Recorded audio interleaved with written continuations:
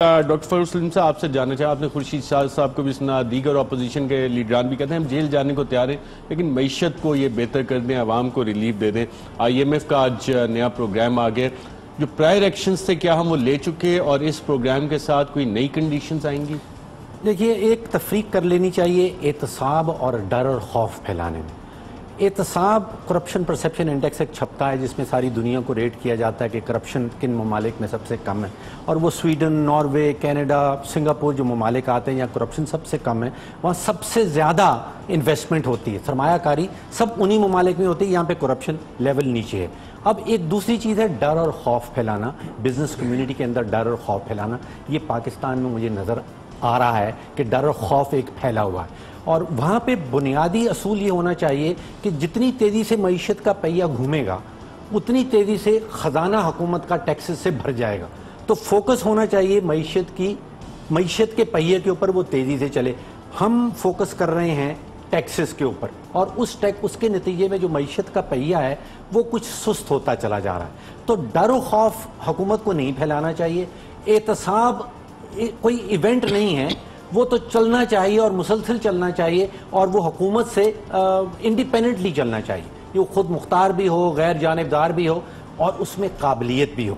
अब यहाँ पे हमारे पास जो नैब के इदारे हैं या नैब का जो इदारा है, उसमें ख़ास तौर पे अब गैर जानिबदाराना एक रवैया तो नज़र आ रहा है, खुद मुख्तार भी है शायद, लेकिन काबिलियत का शदीद फुकतान है। जिस किस्म के वाइट कॉलर क्राइम्स हमारे सामने आ रहे हैं, चाहे वो पावर परचेज एग्रीमेंट के हवाले से हों, LNG के हवाले, वहाँ पे इनकी काबिलियत नहीं। आपने देखा इनके प्रोसिक्यूटर्स अदालत में जाते हैं और वहाँ पे क्या क्या गलतियाँ उनसे हो जाती हैं। अरशद साहब, ANF के हवाले से मैं 2 या 3 बातें करें। ये बड़ा एक मुनफरिद इदारा है। ANF पे आते हैं थोड़ा पूरा मैं इस पर, क्योंकि प्रेस कॉन्फ्रेंस हुई है बड़ी इंटरेस्टिंग किस्म की। ज़मीर साहब, IMF के प्रायर एक्शंस वो तो हमने कर लिए, इसीलिए अप्रूव हुआ। उसके बाद कंडीशंस जब ये अप्रूव हो जाता है, पैसे आ जाते हैं, उसके बाद नई कंडीशंस आती हैं या जो प्रायर एक्शन लिए थे वो काफ़ी हैं और अब मज़ीद महंगाई नहीं होगी और बाकी जितनी चीज़ें हम पहले देख रहे थे वो रुक जाएंगी? नहीं, डॉक्टर साहब मेरे से बेहतर जानते हैं, लेकिन यह है कि हर 3 महीने बाद अप्रेजल होता है, और इसमें अगर उन्होंने, जो मैंने पढ़ा नहीं है लेकिन हो सकता है कि जल्दी भी कर लें अप्रेजल, और एक पीरियडिकल अप्रेजल्स होता है, उसकी बेस पे आपके जो कंडीशंस हैं वो भी रिवाइज होती रहती हैं, और ज़्यादा सख्त चीज़ें भी अगर उनको ज़रूरत पड़े तो वो बताते रहते हैं। अभी तक जो हमने किया है, हम कहते ये आ रहे हैं कि जी शायद ये IMF की प्री रिक्विजिट्स थे जो हमने कर लिए हैं, लेकिन मेरे ख्याल में कि आइंदा आने वाले दिनों में जो है ये चीज़ें और ज़्यादा सामने खुल के सामने आएंगी, और जो IMF जो जिस तरह अप्रेजल सामने आएगा, देखें रेवेन्यू के हवाले से अगर 3 महीने का एक टारगेट देते हैं कि जी पहले 3 महीने में, पहला क्वार्टर में हम ये टारगेट अचीव करेंगे रेवेन्यू का, अगर हुकूमत नहीं कर पाती तो उसमें हो सकता है फिर वो नई जो है टैक्सेशन आपको सजेस्ट कर दें कि जी फ्ला एरिया में जो सब्सिडीज हैं ख़त्म करें, या टैक्स कट्स हैं वहाँ ख़त्म करें, फिर रेगुलेटरी ड्यूटीज़ जहाँ पे आपने हटाई हैं वहाँ पे लगाएं, या बहुत सारी चीज़ें हो सकती हैं जो, और फिर मॉनेटरी पॉलिसी पे भी वो आपको बता सकते हैं कि जी सॉरी आपके एक्सपोर्ट्स जो हैं वो पहले एक क्वार्टर में परफॉर्म नहीं किया, तो अब जो है आप रुपए को मजीद डिवैल्यू करें, क्योंकि हमने ये सुना है कि जी आप डिवैल्यूएशन करते हैं ताकि आपकी एक्सपोर्ट्स अर्निंग्स जो हैं वो। IMF का जो पैकेज मिले, जैसे आटा, दाल, घी, चीनी, पेट्रोल, ये चीज़ें सस्ती हो जाएंगी अब? नहीं, ये किसने कह दिया आपको? $1 बिलियन मिला है। 1 बिलियन ये आप डॉलर में खरीद रहे थे, ये आप चलें ठीक है, तेल तो आप डॉलर में ले रहे हैं, तेल उसकी भी आपको फैसिलिटी मिल गई है, लेकिन आप बाकी चीजें आप क्या डॉलर पे? आप मुझे एक बात बताएं, आपने आटा आज डॉलर में खरीदा है, आपने चीनी डॉलर में खरीदी है, आप पाकिस्तान में तेल डॉलर में खरीद रहे हैं, आप जब गाड़ी में तेल भरवाने जाते हैं रुपए देते हैं ना, तो रुपया तो आप कैसे कह सकते हैं कि ये सस्ता हो सकता है? देखें यहाँ पे चीजें हमेशा महंगी की कदर में तो कुछ इजाफा हुआ है ना पिछले चंद दिनों में। मुझे ₹3 बजट में आया कि जी चीनी जो है वो महंगी होगी, और अगले ही दिन ₹12 जो है वो स्ट्रेट वे मिल रही थी, और दुकानदार ने खुद कहा था कि जी मैंने वो बोरी नहीं उठाई क्योंकि मैं अगर जो जिस कीमत पे मैं लेके आता आप लोगों ने नहीं खरीदी थी। 72, 73, ₹74 तक जो है चीनी चली गई। बात यह है कि रेगुलेटरी सिस्टम भी आपको साथ साथ उसी तरह इंपोज करना पड़ेगा, क्योंकि जब कीमतों को पर लग जाते हैं तो उसको फिर वापस लाना मुश्किल है। ऐड कर दूं इसके अंदर, देखिए मनफी पहलू है और मस्बत पहलू भी हैं।